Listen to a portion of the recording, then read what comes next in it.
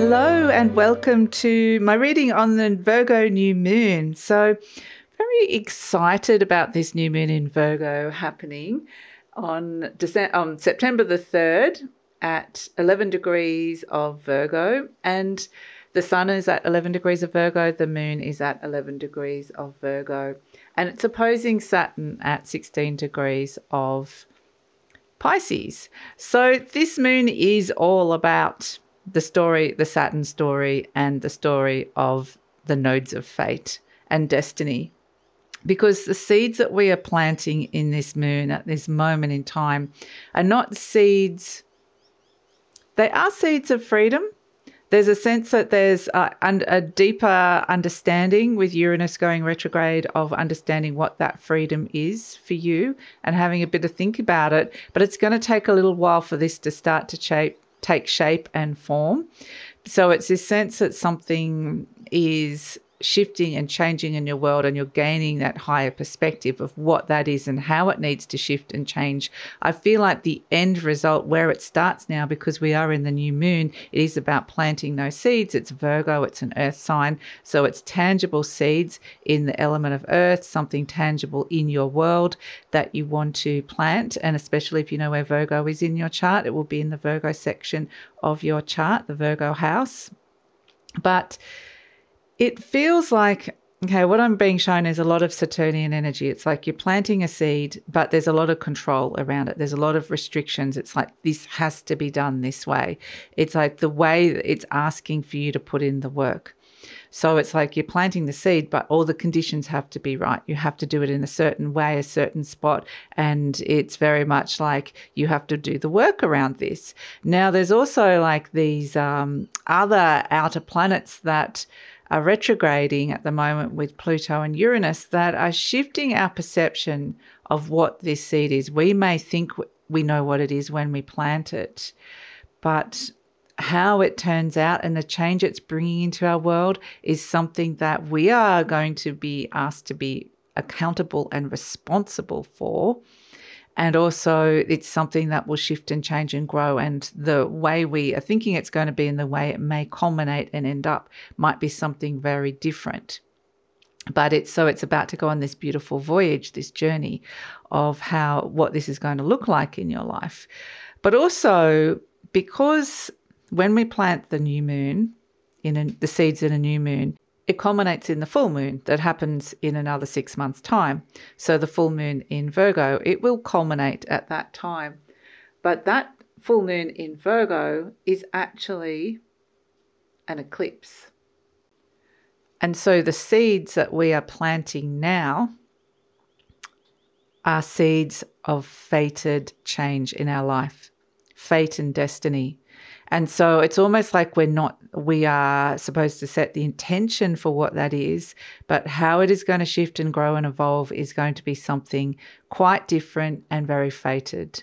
So it's quite amazing. If I go to the full moon in Virgo next year, which is occurring on the 14th of March in 2025, the sun and the moon are conjunct the nodes, but they're also directly opposing Saturn as well. So that's the Saturn story and the node story that we're seeing with this new moon, the seeds that we're planting here culminating in this particular full moon that's happening next year in March.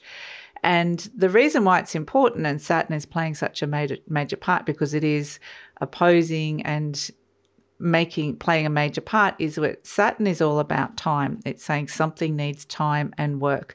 And so in the culmination energy, if you've put in all the time and effort and energy and that has been asked for you, and Saturn's the hard taskmaster, it's the teacher that will make you do things right. And if you put in the hard work, then we get to see the rewards in that full moon on the 14th of March. We get to see, oh, okay, it's time now. Now we're seeing rewards for hard work, because Saturn likes that. It likes this sense of you put in the work and over time it builds and grows and you start seeing the success of it. So it's a very, very beautiful new moon. It has significance beyond what we're thinking when we first plant those seeds. So I just wanted to give that kind of different perspective about it. And with Uranus retrograde and ultimately wanting us to see change. We're going a lot inward with the retrograde energy and seeing where change is possible in our lives or where we potentially can make change. This is, like I said, it's a moon that can bring change, but we have to put in the work and follow the script or follow the parameters. So I wanted to do something different and actually pull a charm for this new moon. And we have the feather. Okay. So feathers, for some people, you see a white feather in your path. Feathers are a fated little message from soul and spirit. And feathers are interesting because it can even be about writing. The ruler of this moon is Mercury. So Mercury is in Leo at this moment in time at 23 degrees of Leo. And by the time we get to that full moon, Mercury will be conjunct Venus in another fire sign in Aries. So it may be something new that you're starting that may involve writing, or something old that is revisiting you that may revolve around an idea that is ready to take shape and form. And so it requires action. It requires us potentially taking action, being assertive with it, getting passionate about it as well. So that's something that can come through with this. But again, I'm getting with the feather the sense of follow the signs and synchronicities, because it's a fated energy, a fated seed that we're planting here. And we will see the culmination of that next year. But listen to those messages. So with the feather and the Uranus energy that they're bringing me to a lot, the Uranus retrograde in the sign of Taurus Uranus, so it's another earth sign, is it's saying the higher consciousness of Mercury, the higher consciousness of our minds, the higher potential dimensions here are going to be bringing messages down to us around this, or even over the course of the next 6 months. So this could be like a downloaded thing, or you're just getting really inspired, but it feels like it comes from something outside of yourself. For your higher self, your higher consciousness is really guiding this for you. But then it brings it down into this Saturnian energy. It says, great, I'll take all these messages and energy and information from the higher consciousness. And Saturn says, now you have to put it into work. You have to create a structure for it. You have to create some kind of concrete reality for this. It can't just be some floating around intuitive or emotional idea. It really needs to be brought down into something that takes form, and you need to take responsibility for this, and you need to put in the work. So that is the feather energy. Let's see what else is coming through, what message we're getting for this beautiful new moon in Virgo. So I think it's really, in terms of what I'm getting for setting the intentions here, tune into the higher consciousness, go as high as you can with connecting with that, and really think about what tangible change you're wanting to bring into your world and what you are really willing to work on in the next 6 months. So we have 10 of Feathers, recovery and transformation, and the Knight of Acorns, action and drive.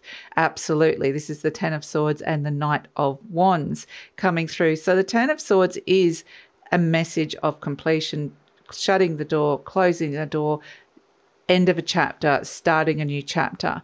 And so again, we come back to the writing thing. For those of you writing books, this is really good energy, but it is very much a sense of you're starting a whole new chapter here. And we may not know where the chapter is going or what the book is actually about if we think about it just as a story of our life. It doesn't have to necessarily be writing specifically, but it is a sense that it is going to culminate in an ending, in a completion, in a final letting go of some sort, and requiring action to be taken, which is really beautiful, which could be transformational. Absolutely. And then we have justice, truth, clarity, and the Nine of Feathers, perspective and self-empowerment.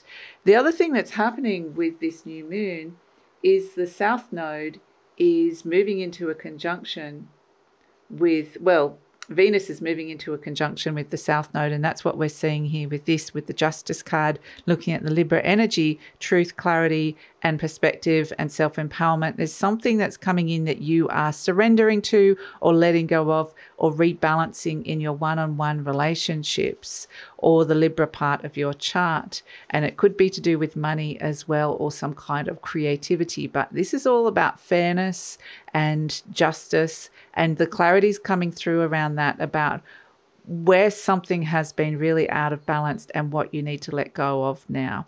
around that. And so you might feel a little bit like this little porcupine, just a little bit prickly in the moment of that. And that sense of something's kind of irritating me or prickling me in some way or triggering me in some way is letting you know the boundary around what has been fair and what hasn't been fair, and gives you an opportunity to step into a new perspective where you can step into an empowered perspective and go, you know what, that balance isn't right for me. Maybe it's to do with work-life balance or balance within a relationship or how money and finances are working in your world.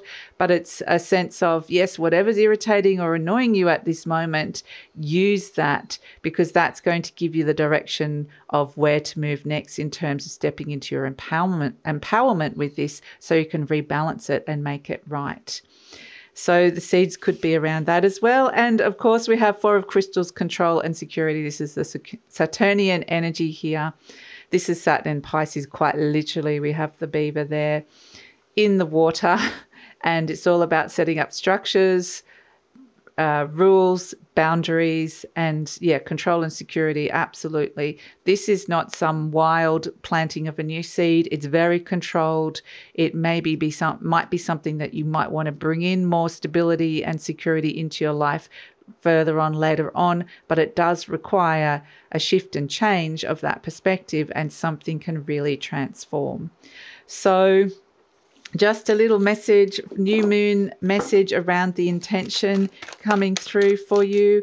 And the Four of Crystals is the Four of Pentacles. It is about setting up some really good foundations when it comes to the material realm. So these new seeds could set up something foundational in terms of, it could be to do with wealth or how money's working, or how much money you're earning and your earning capacity, or it could be to do with your home or living situation, or it could be to do with your health, or it could be to do with all of these things in relationship to a particular relationship in your life. It could be to do with your career, but definitely feels like there are some foundational things that you can bring into your life with these new moon seeds that you are planting. And I'm just going to pull, this card is about the message about setting your intention. So let's see, we have, yes, the Magician energy, which is what I was saying. The Magician is open to the higher consciousness.